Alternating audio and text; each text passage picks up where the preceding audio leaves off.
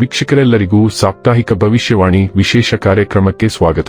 ಸ್ನೇಹಿತರೆ, ಮೇ ತಿಂಗಳ ಈ ವಾರದ ಆರಂಭದಲ್ಲಿ ಮಂಗಳ ಗ್ರಹವು ಮೇಷರಾಶಿಯಲ್ಲಿ ತನ್ನ ಸಂಚಾರವನ್ನು ಮಾಡಲಿದೆ. ಮಂಗಳ ಗ್ರಹವು ತನ್ನದೇ ರಾಶಿಯಲ್ಲಿ ಚಲಿಸುವ ಮೂಲಕ ರುಚಕ ರಾಜಯೋಗದ ನಿರ್ಮಾಣವಾಗುವುದು. ಜೊತೆಗೆ ಮೇಷರಾಶಿಯಲ್ಲಿ ಸೂರ್ಯನು ಕೂಡ ಚಲಿಸಲಿದ್ದಾನೆ. ಹಾಗಾಗಿ ಸೂರ್ಯ ಮಂಗಳನ ಸಂಯೋಗದಿಂದ ಆದಿತ್ಯ ಮಂಗಳ ಯೋಗದ ನಿರ್ಮಾಣವೂ ಕೂಡ ಆಗಲಿದೆ. ಜ್ಯೋತಿಷ್ಯ ಶಾಸ್ತ್ರದಲ್ಲಿ ಈ ಎರಡು ರಾಜಯೋಗಗಳನ್ನು ಬಹಳ ಶಕ್ತಿಶಾಲಿಯಾದ ಯೋಗಗಳು ಎಂದು ಕರೆಯಲಾಗುತ್ತದೆ. ಮೇ 11 ರಿಂದ ಮೇ 17 ರವರೆಗಿನ ಸಿಂಹ ರಾಶಿಯವರ ಭವಿಷ್ಯವನ್ನು ತಿಳಿದುಕೊಳ್ಳೋಣ. ಈ ವಾರ ಸಿಂಹ ರಾಶಿಯವರ ಫಲಾಫಲಗಳೇನು, ಗ್ರಹಗತಿಗಳು ಹೇಗಿರಲಿವೆ, ಕೌಟುಂಬಿಕ ಸಾಮಾಜಿಕ ಜೀವನ ಹಾಗೂ ವ್ಯಾಪಾರ ವಹಿವಾಟು ಹೇಗೆ ನಡೆಯಲಿದೆ, ಅಲ್ಲದೆ ಯಾವೆಲ್ಲ ಸಮಸ್ಯೆಗಳು ನಿಮ್ಮನ್ನು ಈ ಸಾಪ್ತಾಹಿಕದಲ್ಲಿ ಕಾಡಲಿವೆ, ಅವುಗಳಿಗೆ ಪರಿಹಾರಗಳೇನು ಎಂಬುದನ್ನು ತಿಳಿಯಲು ಈ ವಿಡಿಯೋವನ್ನು ಸಂಪೂರ್ಣವಾಗಿ ವೀಕ್ಷಿಸಿ. ನೀವಿನ್ನೂ ನಮ್ಮ ಚಾನೆಲ್ ಸಬ್ಸ್ಕ್ರೈಬ್ ಮಾಡದೇ ಇದ್ದರೆ ಕೂಡಲೇ ನಮ್ಮ ಚಾನೆಲ್ ಸಬ್ಸ್ಕ್ರೈಬ್ ಮಾಡಿ. ಹೆಚ್ಚಿನ ವಿಡಿಯೋ ಅಪ್ಡೇಟ್ಗಾಗಿ ಪಕ್ಕದ ಬೆಲ್ ಐಕಾನ್ ಬಟನ್ ಕ್ಲಿಕ್ ಮಾಡಿ.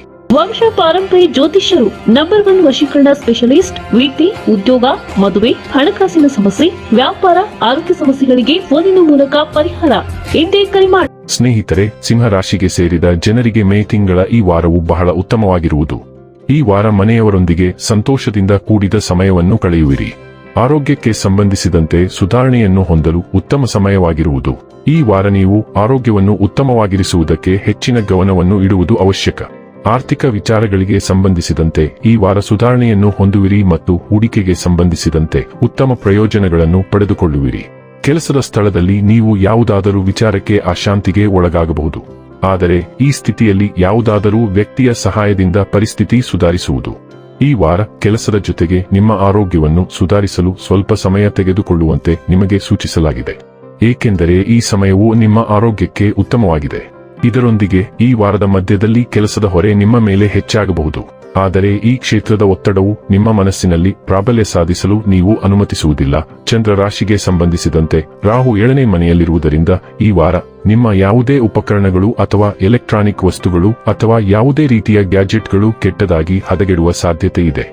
ಇವುಗಳ ಮೇಲೆ ನಿಮ್ಮ ಹಣಕಾಸು ಯೋಜನೆಗಿಂತ ಹೆಚ್ಚಿನದನ್ನು ನೀವು ಖರ್ಚು ಮಾಡಬೇಕಾಗಬಹುದು. ಅಂತಹ ಪರಿಸ್ಥಿತಿಯಲ್ಲಿ ನಿಮ್ಮ ವಸ್ತುಗಳನ್ನು ಆರಂಭದಿಂದಲೇ ನೋಡಿಕೊಳ್ಳುವುದು ಉತ್ತಮ. ನಿಮ್ಮ ಕೆಲಸ ಅಥವಾ ನಿಮ್ಮ ಶಿಕ್ಷಣಕ್ಕೆ ಸಂಬಂಧಿಸಿದಂತೆ ನೀವು ಕುಟುಂಬದಿಂದ ದೂರವಿದ್ದರೆ ಈ ವಾರ ಹೆಚ್ಚಿನ ಪ್ರಮಾಣದಲ್ಲಿ ನೀವು ಈ ಸಮಸ್ಯೆಗಳನ್ನು ತೊಡೆದುಹಾಕಬಹುದು. ಅಲ್ಲದೆ ನಿಮ್ಮ ಮಾತಿನ ಬಲದ ಮೇಲೆ ಈ ಅವಧಿಯಲ್ಲಿ ನೀವು ಜನರನ್ನು ನಿಮ್ಮವನ್ನಾಗಿ ಮಾಡಿಕೊಳ್ಳುತ್ತೀರಿ ಮತ್ತು ಅವರ ಮನಸ್ಸಿನ ಪ್ರತಿಯೊಂದು ವ್ಯತ್ಯಾಸವನ್ನು ತೆಗೆದುಹಾಕುವ ಮೂಲಕ ಶಾಂತಿ ಮತ್ತು ಸಾಮರಸ್ಯವನ್ನು ಸ್ಥಾಪಿಸುವಲ್ಲಿ ಯಶಸ್ವಿಯಾಗುತ್ತೀರಿ. ಈ ವಾರ ಕೆಲಸದ ಸ್ಥಳದಲ್ಲಿ ಯಾವುದೇ ಕೆಲಸವನ್ನು ಪೂರ್ಣಗೊಳಿಸಲು ನಿಮಗೆ ತೊಂದರೆಯಾಗುವ ಸಾಧ್ಯತೆ ಇದೆ. ಆದರೆ ನಿಮ್ಮ ಮೇಲಧಿಕಾರಿಗಳು ದೇವತೆಗಳಂತೆ ವರ್ತಿಸುವ ಮೂಲಕ ನಿಮ್ಮ ಪ್ರತಿಯೊಂದು ಸಮಸ್ಯೆಯನ್ನು ತೊಡೆದುಹಾಕಬಹುದು. ಇದಕ್ಕಾಗಿ ನೀವು ಆರಂಭದಿಂದಲೇ ನಿಮ್ಮ ಎಲ್ಲಾ ಸಮಸ್ಯೆಗಳ ಬಗ್ಗೆ ಅವರಿಗೆ ತಿಳಿಸಿ ಅವರ ಬೆಂಬಲವನ್ನು ಪಡೆಯಬೇಕು. ಈ ವಾರವು ನಿಮಗೆ ಸಾಮಾನ್ಯಕ್ಕಿಂತ ಕಡಿಮೆ ಉತ್ತಮವಾಗಿರಲಿದೆ. ಏಕೆಂದರೆ ಈ ಸಮಯದಲ್ಲಿ ಅಧ್ಯಯನದ ಬಗೆಗಿನ ನಿಮ್ಮ ಅಜಾಗರೂಕತೆಯ ದೃಷ್ಟಿಯು ನಿಮ್ಮ ಹಿಂದಿನ ಕಠಿಣ ಪರಿಶ್ರಮ ಮತ್ತು ನಿಮ್ಮ ಎಲ್ಲಾ ಪ್ರಯತ್ನಗಳನ್ನು ವೈಫಲ್ಯಗೊಳಿಸಬಹುದು. ಅಂತಹ ಪರಿಸ್ಥಿತಿಯಲ್ಲಿ ಇತರ ಮುಂದೆ ನಿಮ್ಮನ್ನು ಮೂರ್ಖರೆಂದು ಸಿದ್ಧಪಡಿಸುವುದನ್ನು ತಪ್ಪಿಸಬೇಕು. ನಿಮ್ಮ 9ನೇ ಮನೆಯಲ್ಲಿ ಮಂಗಳ ಚಲಿಸುತ್ತಿರುವುದರಿಂದ ಎಲ್ಲಾ ನಿಷೇಧಗಳನ್ನು ಮುರಿಯುವ ಬಲವಾದ ಬಯಕೆ ನಿಮ್ಮನ್ನು ನಿಯಂತ್ರಿಸುತ್ತದೆ. 9ನೇ ಮನೆ ನಮ್ರತೆ ಮತ್ತು ಸಲ್ಲಿಕೆಯನ್ನು ಸೂಚಿಸುತ್ತದೆ. ಆದರೆ ಮಂಗಳವು ನೈಸರ್ಗಿಕವಾಗಿ ದೋಷಪೂರಿತವಾಗಿದೆ. ಆದ್ದರಿಂದ ನೀವು ಯಾರ ಮಾತನ್ನು ಕೇಳುವುದಿಲ್ಲ. ಆದರೆ ಅದು ಸರಿ. ಈ ಸಮಯದಲ್ಲಿ ನಿಮ್ಮ ಅಧ್ಯಯನ, ಪರೀಕ್ಷೆಗಳು ಅಥವಾ ಪ್ರಮಾಣೀಕರಣದ ಬಗ್ಗೆ ಒಂದು ಪ್ರಮುಖ ನಿರ್ಧಾರ ತೆಗೆದುಕೊಳ್ಳಲಾಗುತ್ತದೆ. ವೀಸಾಗಳು, ಕಾಗದ ಪತ್ರಗಳು ಮತ್ತು ಸ್ಥಳಾಂತರ ಯೋಜನೆಗಳಿಗೆ ಸಂಬಂಧಿಸಿದ ಚಟುವಟಿಕೆಗಳು ಸಹ ವೇಗವಾಗಿ ಚಲಿಸುತ್ತವೆ ಮತ್ತು ನೀವು ನವೀಕರಣಗಳನ್ನು ಪಡೆಯುತ್ತೀರಿ. ಪ್ರಯಾಣ ಯೋಜನೆಗಳಲ್ಲಿ ಅನಿರೀಕ್ಷಿತ ಅಡೆತಡೆಗಳು ಉಂಟಾಗಬಹುದು.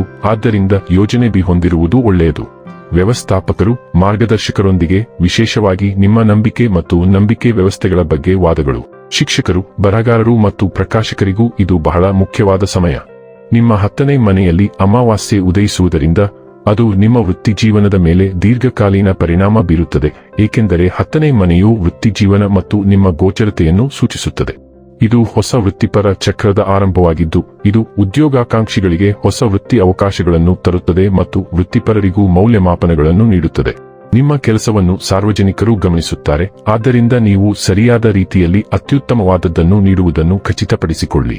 ಈ ಸಂಚಾರವು ನಿಮ್ಮ ಕ್ಲೈಂಟ್ಗಳು, ವ್ಯವಸ್ಥಾಪಕರು ಮತ್ತು ಅಧಿಕಾರದಲ್ಲಿರುವ ವ್ಯಕ್ತಿಗಳೊಂದಿಗೆ ಚರ್ಚೆಗಳನ್ನು ತರುತ್ತದೆ. ಶುಕ್ರನು ಮಿಥುನ ರಾಶಿಯ ವಾಯು ರಾಶಿಯ ಮೂಲಕ ಚಲಿಸುತ್ತಿರುವುದರಿಂದ ಹೊಸ ದೀರ್ಘಾವಧಿಯ ಅವಕಾಶಗಳು ನಿಮ್ಮ ಬಾಗಿಲನ್ನು ತಟ್ಟುತ್ತಿವೆ. ನಿಮ್ಮ ಸಾಮಾಜಿಕ ವಲಯದಿಂದ ಯಾರಾದರೂ ಹೊಸ ದೀರ್ಘಾವಧಿಯ ಒಪ್ಪಂದಕ್ಕೆ ಕಾರಣರಾಗುತ್ತಾರೆ. ಆದ್ದರಿಂದ ಅದನ್ನು ಯಾರು ತರುತ್ತಾರೆಂದು ನಿಮಗೆ ತಿಳಿದಿಲ್ಲದ ಕಾರಣ ಎಲ್ಲರನ್ನೂ ಗೌರವದಿಂದ ನೋಡಿಕೊಳ್ಳಿ. ಆಹ್ವಾನಗಳು, ಕೂಟಗಳು, ಆನ್ಲೈನ್ ಗೋಚರತೆ ಅಥವಾ ವೃತ್ತಿಪರ ಗುಂಪುಗಳು ಹೆಚ್ಚು ಪ್ರಯೋಜನಕಾರಿಯಾಗುತ್ತವೆ.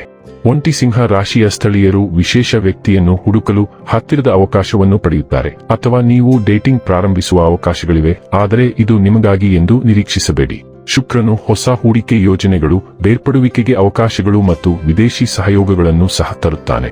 ಇನ್ನು ಕೊನೆಯದಾಗಿ ಮಾಡಿಕೊಳ್ಳಬೇಕಾದ ಉಪಾಯಗಳ ಕುರಿತು ನೋಡುವುದಾದರೆ, ಓಂ ಭಾಸ್ಕರಾಯ ನಮಃ ಎಂದು ಪ್ರತಿದಿನ 11 ಬಾರಿ ಜಪಿಸಿ.